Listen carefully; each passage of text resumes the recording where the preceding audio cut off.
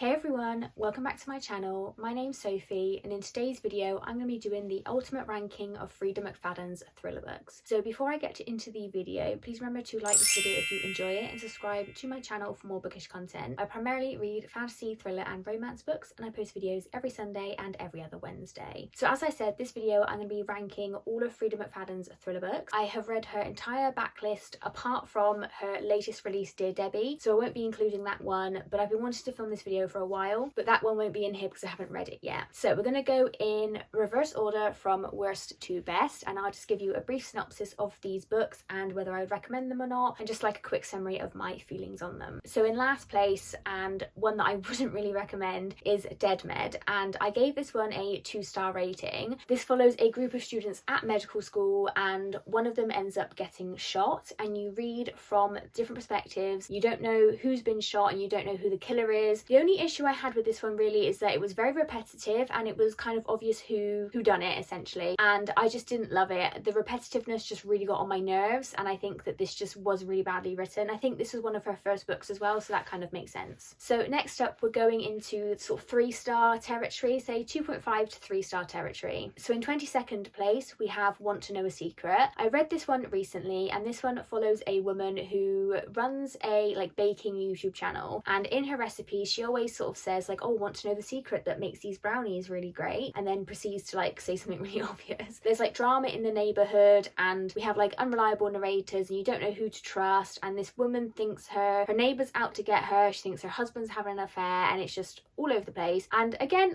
this wasn't necessarily bad. I wouldn't recommend it, but it was just a quick thriller, a little bit different, but essentially something that I've already read quite a few times as well. The unreliable narrator just kind of really annoyed me a little bit. In 21st place we have The Ex, and this one again, it's kind of unreliable narrator, mixing timelines, and you just don't know what's going on with this one. So in this one we follow two women, one of which her fiance breaks up with her when she thinks he's going to propose to her, and then the second perspective is the new girlfriend of this man. You don't know the timelines and it's just a bit confusing and a bit anticlimactic for me. So it was fun, I read it in one sitting, but it just wasn't really anything special, and again I wouldn't really recommend this one either. In 20th place we have Brain Damage. Now this one isn't really a thriller, there's not really a massive plot twist or anything like that. It's more of a mystery, and we follow a woman. She has it all, she has an amazing job, she earns a lot of money, she has a great apartment, but she is missing a man in her life, and she meets a man at her workplace and things happen, and eventually they end up going on a date and then they get married, and then we skip to her waking up and she's got brain damage. She has been shot in the head, and this is her recovery, getting back her life. And again,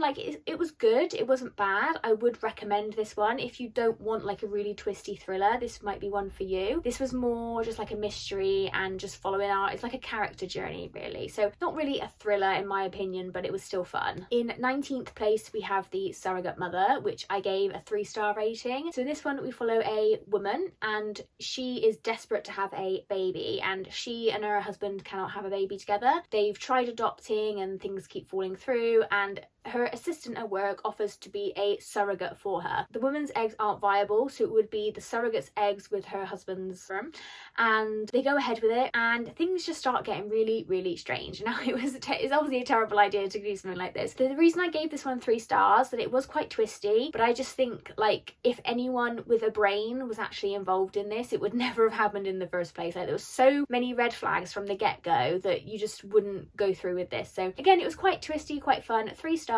Not amazing, not terrible, and I would actually recommend this one if it sounds interesting to you. It's definitely a little bit different to things I've read before. We then have in 18th place The Intruder. Now this is, I think, Freida Mcfadden's release late last year. I gave this one a 3-star rating. So we follow a woman who is kind of hiding away from her life in this cabin, and there's not really anyone around. There's a guy who lives in another cabin a few miles away, and there's a storm, and she goes out in the storm because she thinks she can hear something outside, and there is a young girl that ends up living in her tool shed, and she brings the girl inside and she goes through her bag and she discovers I think it's a really bloody knife, and then we sort of have her perspective and then we have a perspective from a child. And this one was okay, it's a 3-star rating. There's only a very small pool of characters, so the twists are kind of not obvious because they weren't obvious, but there's only so many people, right? So there's only so many people that can be linked to this series of events, and and it was fun. Again, 3-star rating. It's not bad, it's not great, but it was just a bit,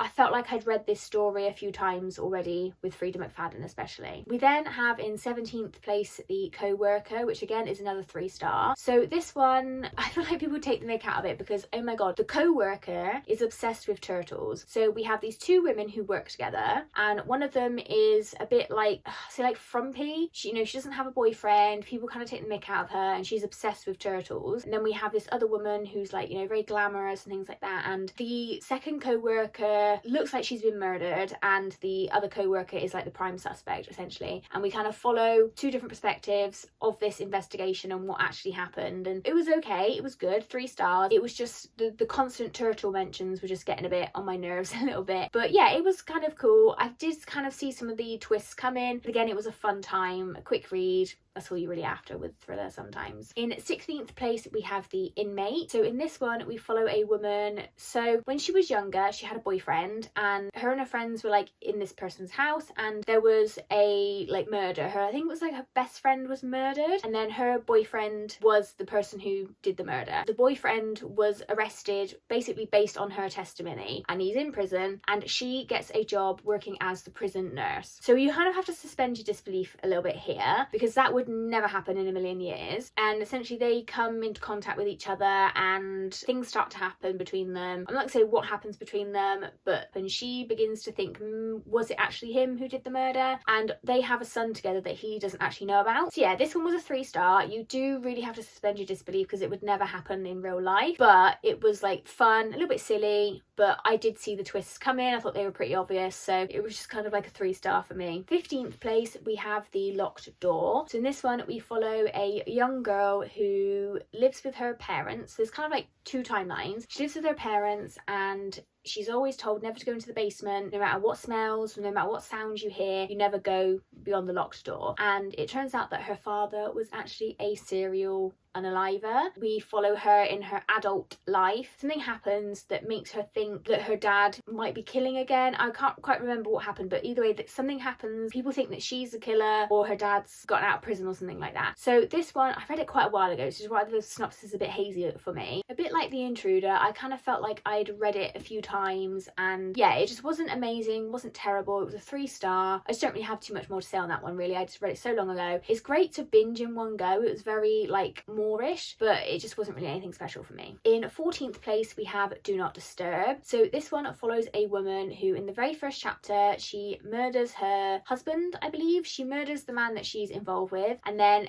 flees, and the police are after her, and she is on the run, and she stops at this motel on the side of the road, and it looks really like decrepit, beat up, and weird things happen at this motel, and it's kind of like Bates Motel inspired. It was quite a fun read, definitely a little bit different to Freida Mcfadden's other works, and I actually quite enjoyed this one. I did give it a 3-star. I did think that the twists were a bit but yeah, 3 stars, not bad, not great, but I would recommend this one. And it's definitely one of her like lesser known books as well. In 13th place, we have The Perfect Son. So in this one, we follow a woman who, her son is her favourite child. It's very obvious that her son is her favourite child. So she has a son and a daughter and a husband. And her son is a bit of a psychopath, really. So things happen that the son gets blamed for. And in this one, a girl goes missing in the local community, and her son was actually the last one to see her alive. So he is like suspect number 1. So she's gone missing, but they presume that she's murdered. And they're trying to find out like where he buried the body. And his parents do actually believe that he murdered this girl. So we follow them trying to navigate this. We follow the young boy who's trying to prove his innocence, and we also follow the girl as well in a previous timeline. So this one was pretty good. I thought the twist in this one was really interesting, and yeah, it was just a 3-star, pretty good. So now we're getting into 4-star territory. So in 12th place, we have The Housemaid is Watching. This is the 3rd book in the Housemaid series. I'm sure everyone's heard about this one, so I think I will talk about this. I'll give a synopsis of The Housemaid when we talk about the very first book, really. But yeah, the 3rd book I gave to 12th place. In 11th place, we have The Tenant. This is another one of her last year releases. At the time of reading this one, I gave it like a 3-star rating, but actually upon reflection, I think it's more of a 4-star. So this one, we follow a young man. He lives with his girlfriend, and they have a really lovely house, and he has like a very high flying job, and he gets fired from his job, and they can't afford the mortgage on their own, so they decide to rent a room out. They interview quite a few people people, but no one's really suitable,